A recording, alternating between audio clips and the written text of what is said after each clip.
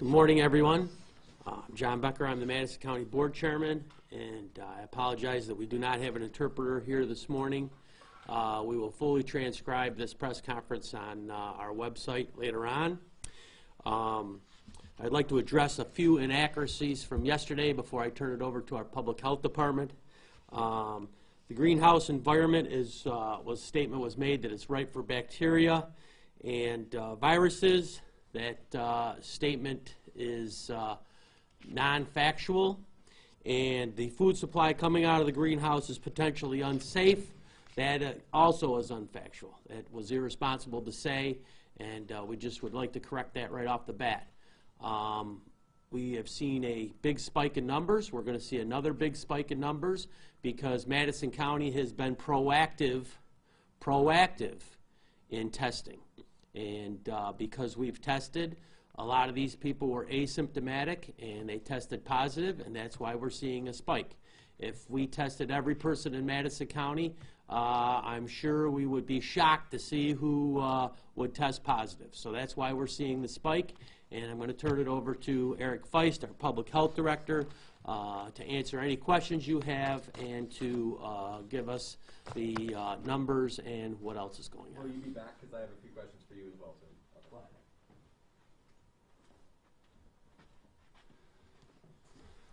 Good morning. Thank you, Chairman. I'm going to start right with our numbers. I'll go over those, and then we'll get into the other items. We've tested 1,660 people so far. Of those, 1,370 have tested negative. We have 250 positives. We have 40 people test results pending. We have 120 people who have recovered from this illness, and we have, unfortunately, 6 deaths. So as you can see, our total number of cases has gone up dramatically the last day or two. And the majority of this is due to our targeted testing that the Chairman mentioned. Our public health strategy from the beginning has been twofold. One of community mitigation, which involves social distancing, wearing masks, closing of stores and schools, and one of containment. Containment involves identifying potential problem areas, conducting testing to ID positive cases, and then getting them into isolation and quarantine to stop further spread. In regards to our targeted testing this past couple of days, as well as going on today, we now know who is positive as a result of our proactive testing activities, and we're getting them isolated and quarantined. I believe that the governor mentioned several times in previous press conferences that a key part to recovery of our community and our state will be our ability to identify hotspots and to contain the spread. And that's exactly what we're doing. I want you to let this sink in for a second. If we had not conducted this testing, these 75 individuals that came back positive would have been still out walking around in our community spreading this disease. So this is what we have to do from a public health perspective to ensure the safety of our residents, and we're doing it. Madison County Health Department is working with the greenhouse to make sure they are taking the necessary steps to protect their workers, and I can tell you they've been very receptive and are willing to work with us and supportive in everything that we're trying to do. So I commend them for that. Because they are a large employer, we are working with the State Health Department. The State Health Department is actually coming in and doing the testing. Our job is to really help coordinate the logistics of setting up that test site. And especially for those employees who are living in close quarters. We were able to test 186 people on Saturday at the testing site, and these included the residents, people living in Oneida County, who 53 tested positive. So now they know that they have 53 positives in their community that they wouldn't have known about without this testing. We also we have a second round of testing that's going on right now as we speak. So, and we hope to have those results in the next couple of days. So, like Chairman said, we expect another rise in expected cases that we have. So, and that's to be expected. That's why we're doing this. As you can see, many of the results came back positive. We expected this, as I said, and we're taking the necessary steps to isolate and quarantine those individuals to keep them from spreading it further. Our other area of concern has been the Grande Rehabilitation and Nursing Facility in Chittenango, and unfortunately, as you may know, there was one death the other day. My condolences go out to that family. We continue to work with the state health department, who regulates and controls and oversees the nursing home, to make sure that the residents and staff there are being protected to reduce any further spread amongst them, and also limit any risk to the community. I do want you to realize, though, that our rise in positive cases cannot be just attributed to those two locations. We have seen an increase in cases throughout the county, totally unrelated to those locations, which tells me that people in our community are becoming complacent and not practicing social distancing, not wearing a face cover. We are still seeing people getting together, congregating, going to the ice cream parlor, not wearing masks, standing close together. You know, they're part of this solution too, and they still need to contribute and do their part to continue to stop the spread. We know the weather is getting nicer. I'm very pleased about, hopefully, this week doesn't look so good, but we ask people not to congregate in large groups, to be considerate of others. I understand not wearing a mask is, or wearing a mask is unpleasant. And we have people saying, well, I have a right not to wear a mask. Well, you don't have a right to infect someone else. So keep that in mind. Today we're on another step closer to the end of this. We continue to ask people to stay at home, help stop the spread, stay informed with the facts so that we can contribute to save lives, or continue to save lives. Thank you.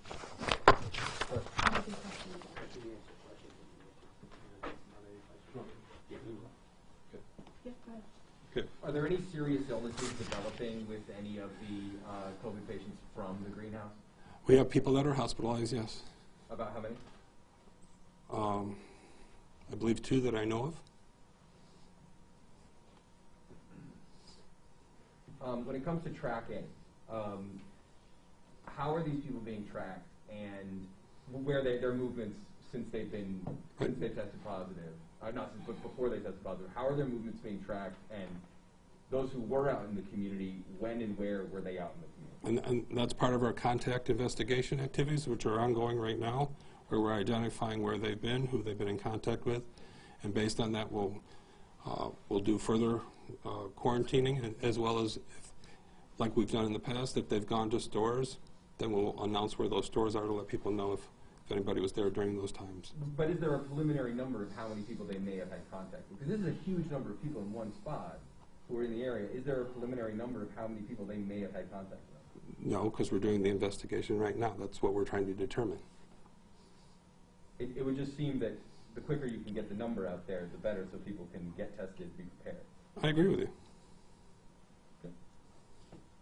I've heard that there's a significant number of the workforce that actually lives on the greenhouse property. I'm not aware of any workers living on the greenhouse property. Oh, okay. I thought there were plans for some housing of workers there. My understanding there is, but I don't know if it's fit for habitation yet. Oh, okay. Where do they live? You'd have to ask them that. Sure. Where do they live? They're staying in close on various quarters and hotels around the area. And that's part of the challenge here, but it's also part of the, I think it's also a benefit as well as a challenge. Because they've been living in close quarters, it spread rapidly amongst them. You know, you've heard the governor talk about the density issue. We have a lot of people staying close together, so it spread closely amongst them. On the flip side of that, they're all staying at the same place, so containment and isolation is much easier for us to do. With such a significant amount of their workforce supposedly having the virus, is there been any talk about asking them to close down? Or? That's their decision to make. The county could step in, though, couldn't they? We don't have authority over that facility. They would have to go to the state egg and markets. They do receive, I mean, this is more a question for the chairman than you, but they do receive county funds, or county tax breaks at least, for being there, don't they? Is that correct?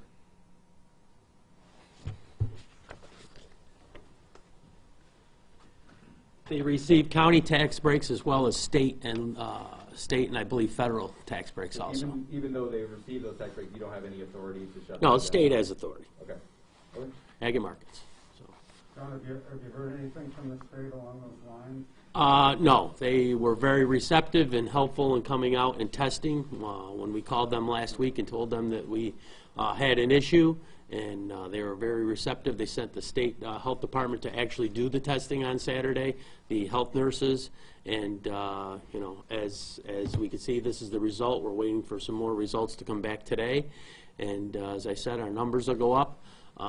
We need to differentiate between the greenhouse. There is a company called MAC, which is in charge of hiring the employees and the migrants for the greenhouse. And they're the ones that we've been in contact with and trying to get a handle and lasso this thing in so that, as Eric said, we've got them all in one place and all tested and trying to keep them contained. Could this go to the level of criminal offense?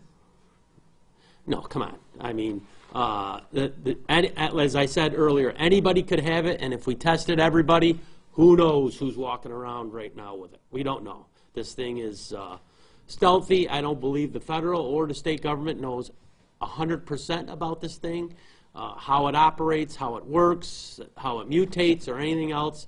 So, you know, we just got to use our heads, as we've said repeatedly. You're the only ones that can keep yourself safe. Keep your masks on, social distance. Yeah, we all want to go get an ice cream, but stay 6 feet away from the person in front of you. Wear your mask. Do that kind of thing. I wish, I think Fauci said on a few of the press conferences that everybody should be tested. If we could test everybody in the whole country, we're in lockdown right now. Nobody's coming in. Nobody's going out. We'd know who had it. In 14 days, this would all be over. It's, you know, but we don't have tests to test everybody. We can only do what we can do. We know we've got a couple of hot spots. We're working on it. We're all human. You know, Facebook adds to a lot of the hype and a lot of the baloney to what goes on. I always attribute, if you get bad information, where'd you get it, at the barber shop or the diner? Facebook is one of the worst offenders there are. Go to the official government websites if you want the accurate and factual information. You know, as I said, this could be anybody's family members.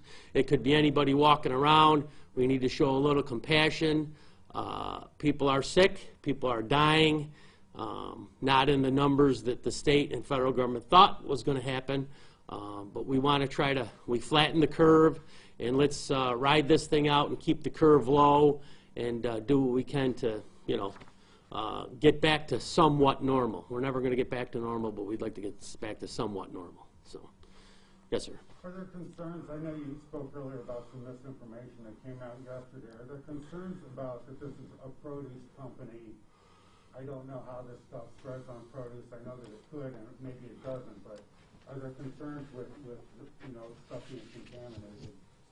The answer to that is no. There's no evidence that the virus is spread by food. In fact, this is a respiratory virus. This is not something you get by eating. So you literally have to put your hands in your mouth or nose or whatever, touch it, something. So no, it's not through the food chain. You said that there were a couple people hospitalized from this. Are they serious? Do you know if the conditions, the nature? That's not for me to tell. That's actually private medical information. Obviously, the state came in for testing this weekend. Where does the county stand at this point as far as the amount of supplies you guys have to perform testing in case there's contact tracing you have to do? Well, right now the testing done that's within the county is done predominantly at the 2 hospital sites. Our health department has provided testing kits to, like, the Grande for their testing. We provided them testing. And then the state has come in and testing, but our testing is being done predominantly at the hospitals. And you have a good number of supplies? We talk to them every morning and get updates on supplies, and we're good. We're good for now, yeah. What stage is the investigation at, the contact investigation at? And when should we expect results on that? Well, ever since we got the test results, we've been investigating. And we got the test results yesterday, so we're investigating it. In terms of the results, I'm not sure what you mean by when you're going to get the results. Well, when are we going to know if these people were in the community, how many people may have been exposed, where they were, when they were there? We will, like I said, if they were in a store, and we'll be in the press that we will say that anyone that's been in the store at these certain times, please, you know, monitor yourself. And I understand that, but is there a target date to have that? Now, we get it done as soon as we can.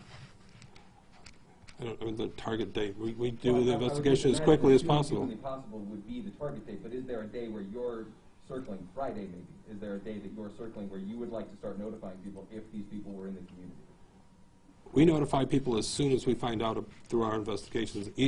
We contact each person that was positive, and from the information we glean from them, we start identifying and contacting people that came into contact. So that's done immediately, person by person. Have you contacted anybody already? Yes. So you've contacted people who have come into contact? I'm just trying to understand what you're trying to get at here.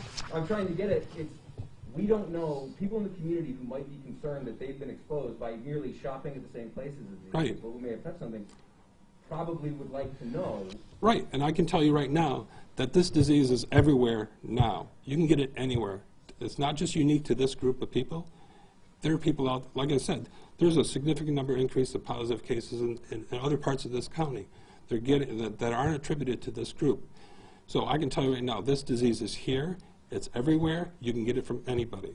So that's how you should approach this. Yeah, but these specific people have it. So if we know where these specific people were. And we're doing that, sir.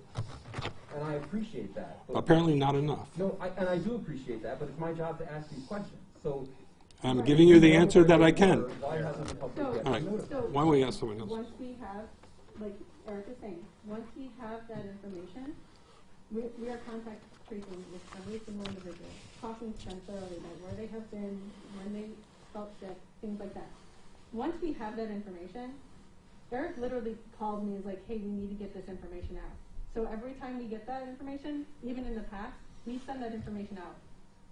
If it's an individual, we call that individual and be like, you may want to quarantine and things like that. So those things are already currently happening. Okay. Okay. I know viewers at home often like a quick recap of the numbers.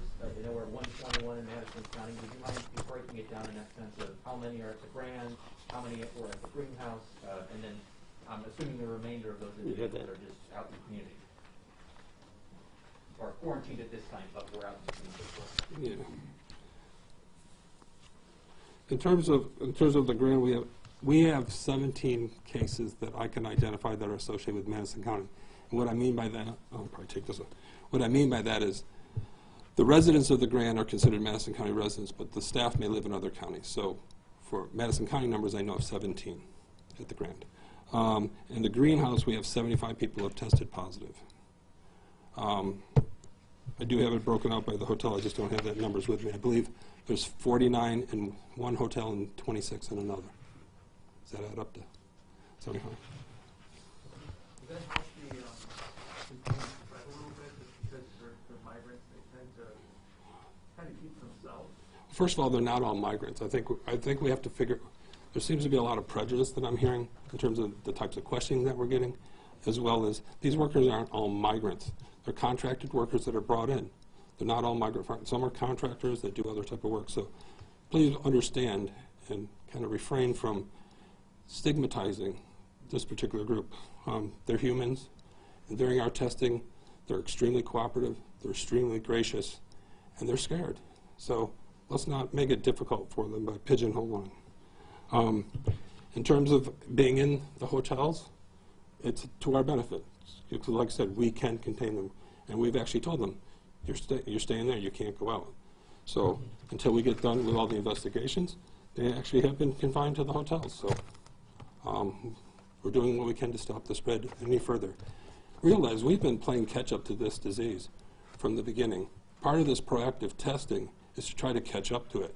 So we're doing everything we can. So I appreciate that. Do you know if the recirculated air or the circulated air that's part of the greenhouse is a factor in how this would spread in that sense? I've seen some early reports of There's no reported this morning. There's no evidence that it's being spread at the greenhouse. Okay. And it's not airborne.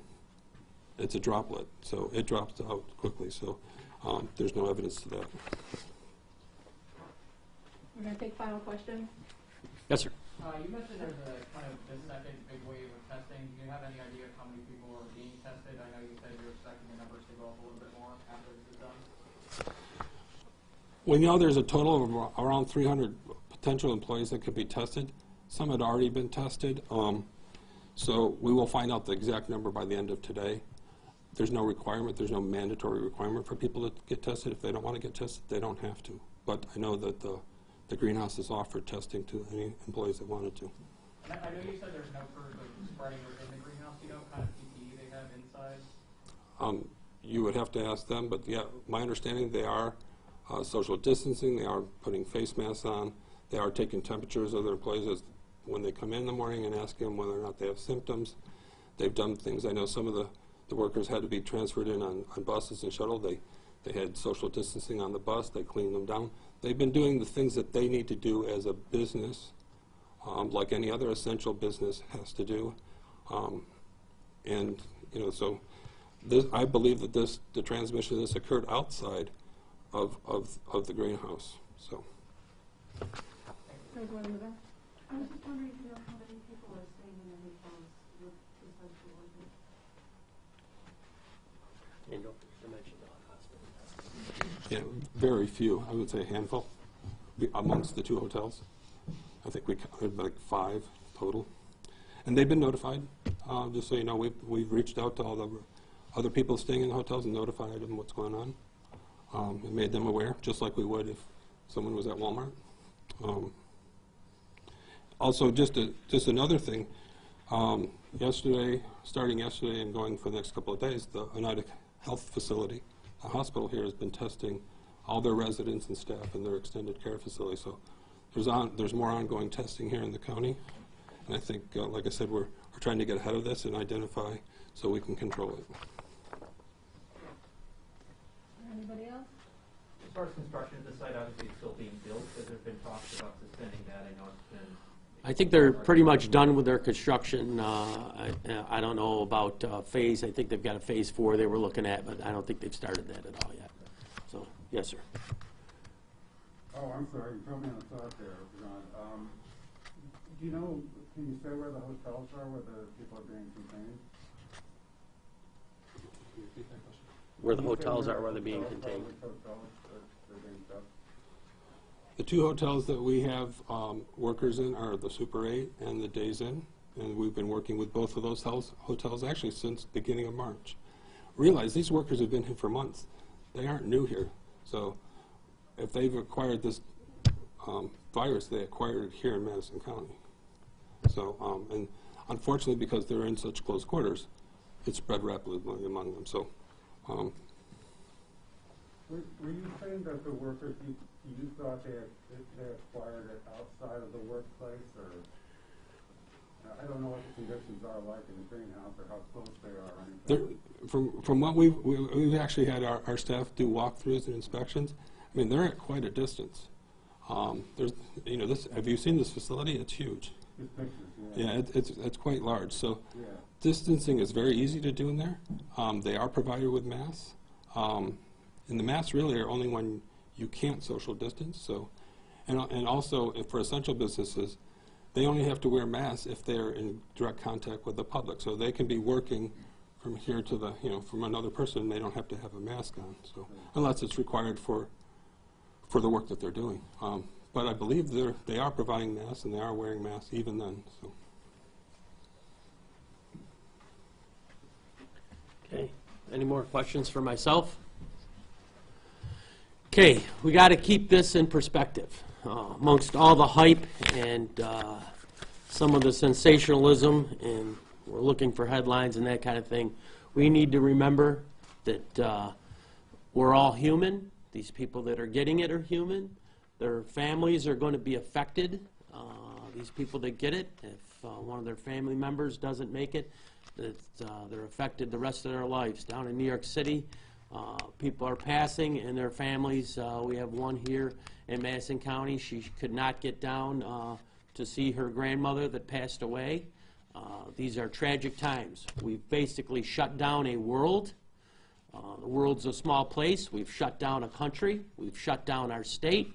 We've shut down our local government. And I don't think anybody here or anybody anywhere is an expert on COVID-19. We're doing the best that we can. You know, our public health department is trained on pandemics and some of this stuff, but mostly at the local level, we do mosquitoes and we do restaurants and all that kind of thing. As our EM manager says, we're used to handling a 2 or 3 or 4 or 5 day event, a flood or a tornado or a fire. We're going on 2 months here, and nobody really gives you the answer. You hear all kinds of things. We want to fully be open by June. We want to be open by May 15th. You hear some of the federal press conferences. This could be next fall and next winter. This could be 2 years from now.